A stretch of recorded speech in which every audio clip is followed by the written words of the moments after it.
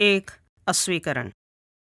मेरी सभी कहानियाँ सत्य घटनाओं पर आधारित काल्पनिक कहानियाँ हैं तथा इनके सभी पात्र काल्पनिक हैं। इन घटनाओं का तथा इन पात्रों का किसी भी जीवित या मृत व्यक्ति से कोई संबंध नहीं है। मैं लिज़ी कुमार आज की इस महफिल गुफ्तगू में फिर से आपको रूबरू करवाती हूँ एक नए आत्मबोध से। बरसों बाद दिल्ली आया हूँ। दिल्ली बहुत प्यार है इस शहर से। बहुत सी यादें जुड़ी हैं। बचपन यहीं गुजरा, पढ़ाई भी यहीं करी और पोस्ट ग्रेजुएशन के बाद करीब 5 साल मैंने यहाँ काम भी किया है। आज यहाँ से गुज़रते हुए बहुत सारी यादें दिमाग में ताज़ा हो रही हैं। आने की वजह है, उस वजह पर मैं बाद में पहुँचूँगा, लेकिन उससे पहले मैं आपको यह बताना चाहूँगा कि ये जो सफदरजंग एयरपोर्ट है, इसके पास एक मॉन्यूमेंट है जिसका नाम है सफदरजंग मदरसा। आज इस मदरसे के पास से जब गुज़र रहा हूँ तो कुछ पुरानी यादें ताज़ा हो चली हैं। यह मेरा, अन्नू का और संजय का मीटिंग स्पॉट होता था।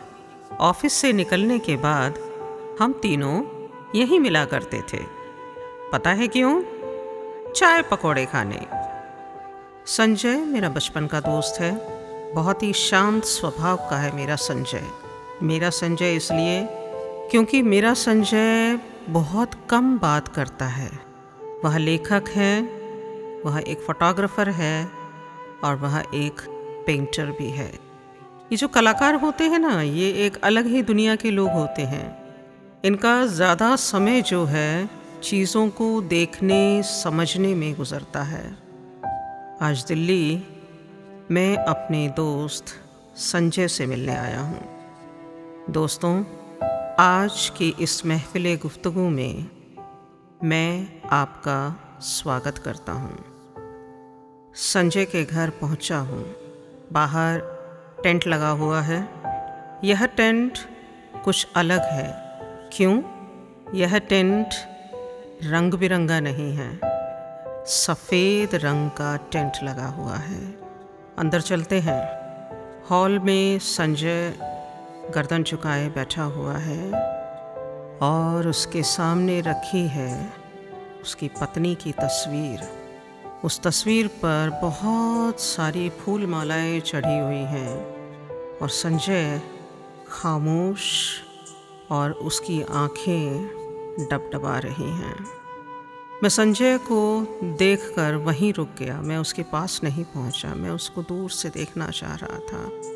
आज मैं संजय को संजय की नज़र से देखना चाह रहा था, जिस तरह संजय एक कलाकार के तौर पर किसी वस्तु को देखता है, किसी चीज़ को देखता है, उसको समझता है और उससे अपनी एक कलाकृति या अपनी कोई किताब लिखता है, कुछ पंक्तियाँ लिखता है या कोई पेंटिंग बनाता है।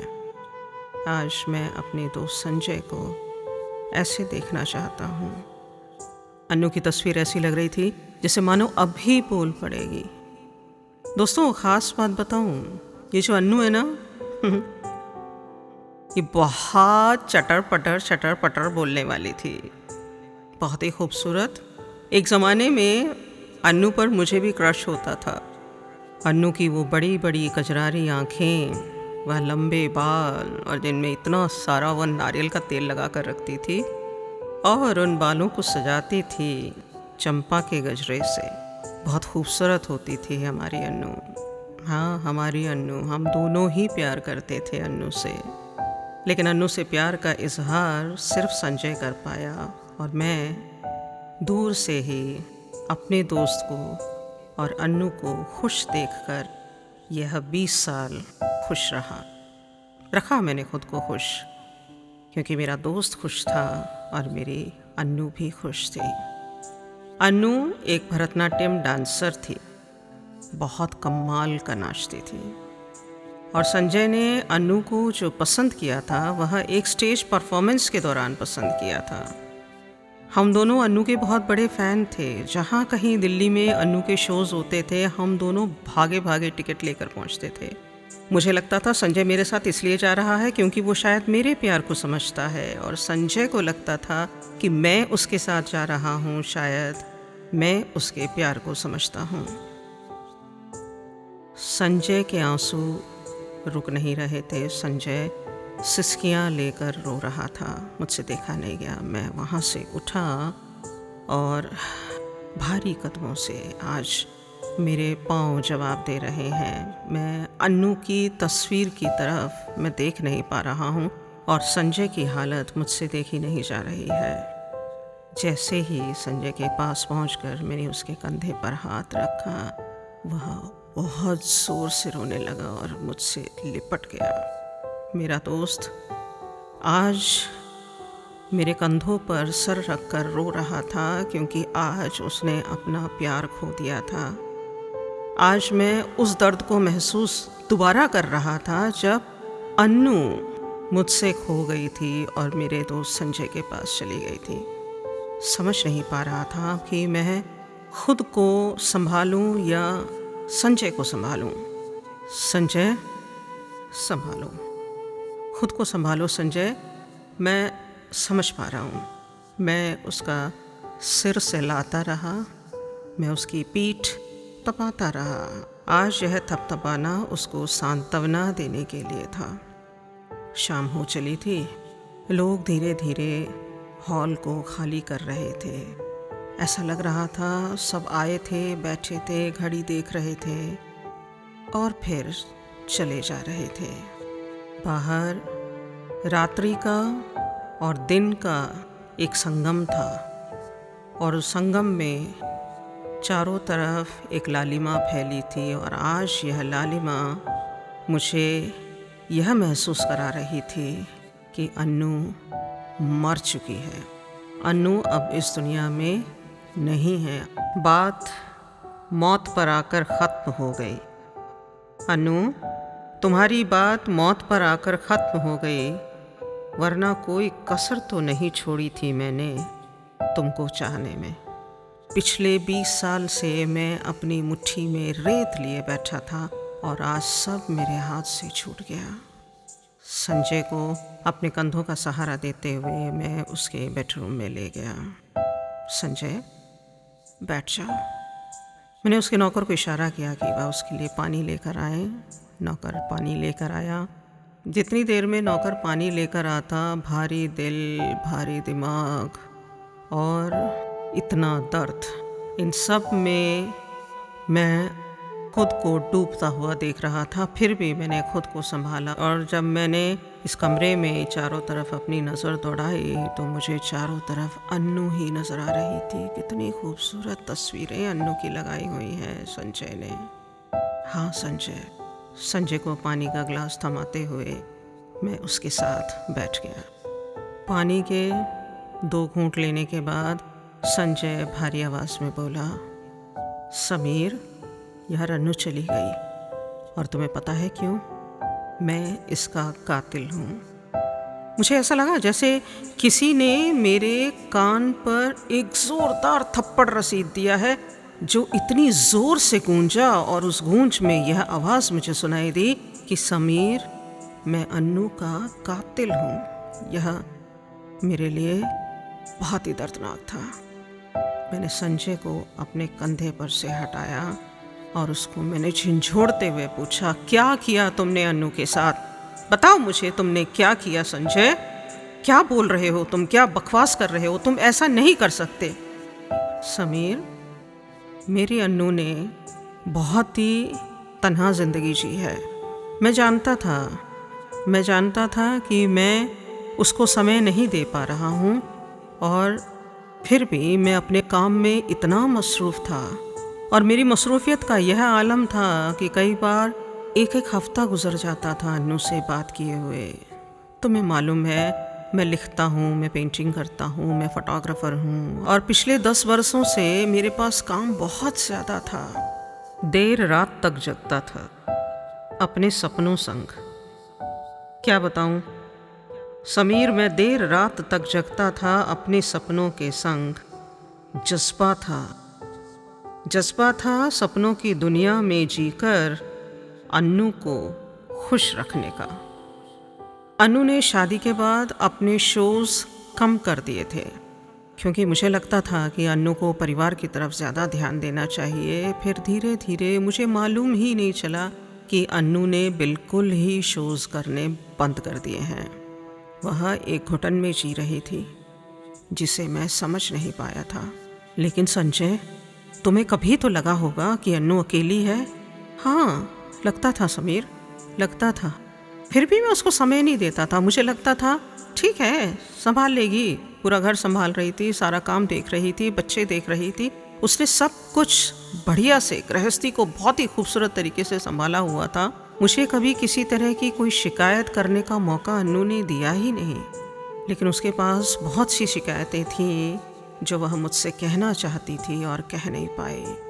सुनो संजय, मैं तुम्हारी यह बकवास बिल्कुल नहीं सुनूंगा जो तुम अभी मुझसे कह रहे हो। मुझे ये जानना बहुत ज़रूरी है कि तुम्हें यह बातें कैसे मालूम चली कि अन्नू किसी दर्द से गुजर रही है।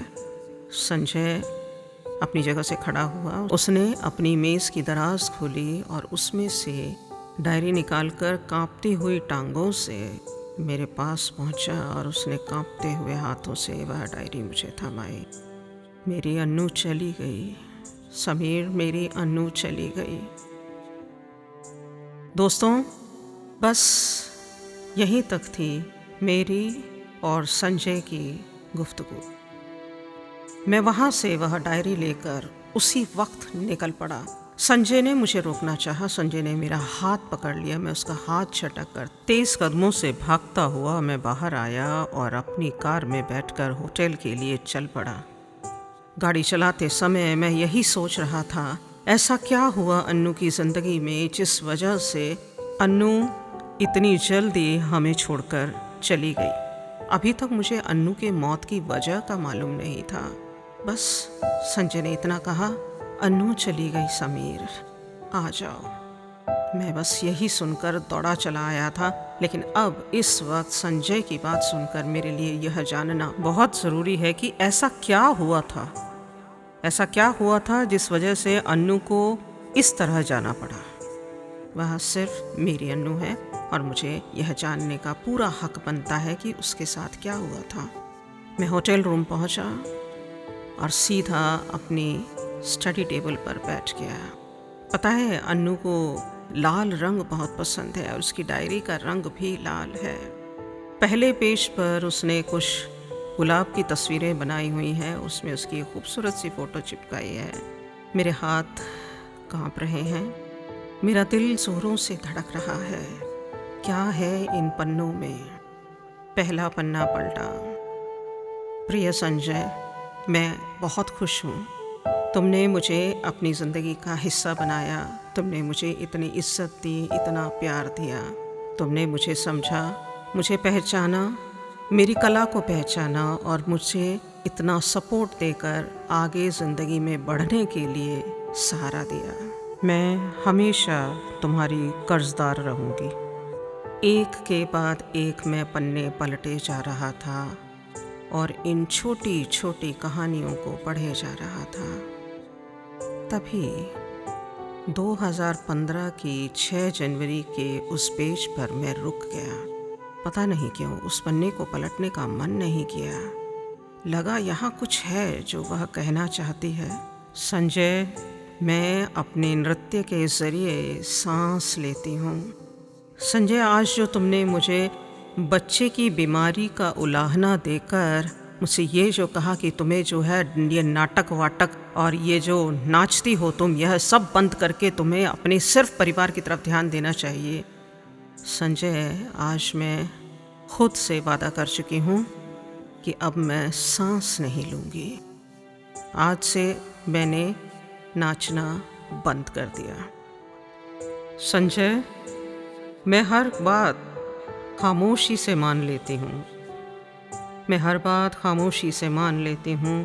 बस इसी अंदाज में मैं अपनी नाराज़गी जता लेती हूँ। संजय, तुम इतना बिजी रहते हो, तुम परिवार को समय नहीं दे पाते, तुम मुझे भी समय नहीं दे पाते हो। मेरा पूरा दिन बच्चों की देखरेख में निकल जाता है।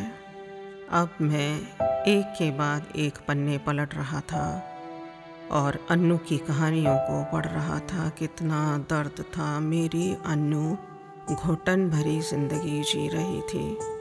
अन्नू, तुम्हें मालूम है, दिन में न जाने कितनी बार मैं ऐसा करता आया हूँ। दिन में न जाने कितनी बार मैं ऐसा करता आया हूँ।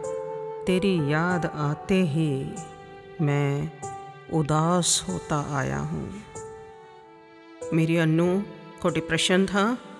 मेरी अन्नू छुप कर कंसल्टेशन लेकर डिप्रेशन का इलाज करवा रही थी और वह इस बात को संजय से भी छुपा कर रखना चाहती थी। संजय, तुम्हें मालूम है, यह ख्वाब, यह रातें सब बिगड़ जाते हैं। यह ख्वाब, यह रातें सब बिगड़ जाते हैं। यह तुम्हारी उड़ान मेरे सपने रौंद जाते हैं। हमारे रिश्ते की गरमाइश अकेले मेरे किरदार में नहीं थी। यह खबर आसमां से आई थी। मैं चली संग तेरे, आंखें मीचे हाथ थामे। बात तेरे गुरूर की नहीं, मेरे एतबार की थी। संजय को उसने इस बात की कानों कान खबर नहीं होने दी। क्या किया अन्नू? ऐसा क्यों किया? मुझसे तो बात कर सकती थी। क्यों हुआ अन्नू? मैं भी तो तुम्हारा दोस्त था। मैं भी तो तुमसे प्यार करता था। काश, काश अन्नू तुम मुझे बताते। काश अन्नू तुम मुझे एक बार फ़ोन कर लेते। काश अन्नू तुम मुझसे मिलती, बताती ना मुझे। हम दोनों मिल बैठकर इस समस्या का कोई ना कोई निदान ढूंढ लेते। आज मैं समीर और मेरा दोस्त संजय, हम दोनों की दुनिया लुट चुकी है। यह गहरी रात, यह घना अंधेरा।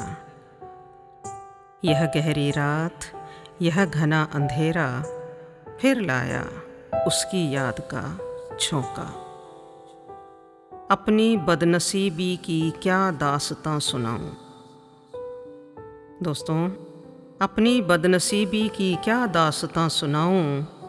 ख्वाबों में तुझसे रूबरू हो जाऊं, ऐसा मौका फिर लौट आया। मुझे संजय पर बहुत गुस्सा आ रहा है, पर इस गुस्से का अब कोई फ़ायदा नहीं, क्योंकि बहुत सारे प्रश्न चिन्ह मेरे सामने खड़े हैं जिनके साथ बहुत सारे काश जुड़े हैं।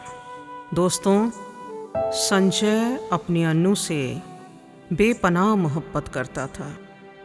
संजय को ऐसा लगता था कि वह अन्नू की सारी ख्वाहिशें पूरी कर, घर की सारी ज़रूरतों को पूरा कर, एक अच्छा पति और एक अच्छा प्रेमी होने की जिम्मेदारी निभा रहा है। हाँ, बाहरी तौर पर देखें तो वह अपनी जिम्मेदारी बखूबी निभा रहा था, परंतु इस रिश्ते में एक अकेला संजय नहीं खड़ा था। संजय के साथ अन्नू भी खड़ी थी। अन्नू के भी सपने थे, अन्नू के भी अरमान थे। अन्नू भी अपनी ज़िंदगी से बहुत प्यार करती थी, परंतु संजय के अरमानों को और संजय की खुशियों को बरकरार रखने के लिए अन्नू ने खुद को समर्पित कर दिया। एक कविता लिखी है श्री बसंत लाल चमन जी ने, दिल को छू गई, सोचा आपके साथ बांट लूं। रिश्ते कहते हैं किसको, अब तक समझ न पाया। रिश्तों के रेलम पेल में बस स्वार्थ ही स्वार्थ नजर आया। जग ने पाया क्या, बना के रिश्तों की लड़ियां। मिल न सका कभी आपस में, संबंधों की बेमेल कड़ियां। तू मेरा है, तू मेरा है, मैं तेरी हूँ। बस इतना कहना ही क्या रिश्ता है। संग न चल पाता दो पग भी, संग न चल पाता दो पग भी। हाय, ये कैसा रिश्ता नाता है। क्या करूं कवायद इन रिश्तों की। रूप इनके हैं बड़े निराले, देते तोहफे कामयाबी के कहीं, तो बरसाते कहीं हार के पाले। रिश्तों की गहराई का अब तक थाह ना ले पाया है कोई। अपनापन का मुखौटा पहने शोषण करता है हर कोई। साधु हो या दुर्जन कोई, मतलब के रिश्ते निभाते हैं। दिल की चंद खुशी की खातिर रिश्तों का बलिदान चढ़ाते हैं। रिश्तों के चक्रव्यूह में फंसकर ही आज चमन का यह हाल है। अपना अपना कह के सबने लूटा, अपना अपना कह के सबने लूटा। अपनी हस्ती ही यारों बदहाल है। मेरी इस कहानी को सुनने के लिए आप सभी को धन्यवाद। नमस्ते। नमस्ते।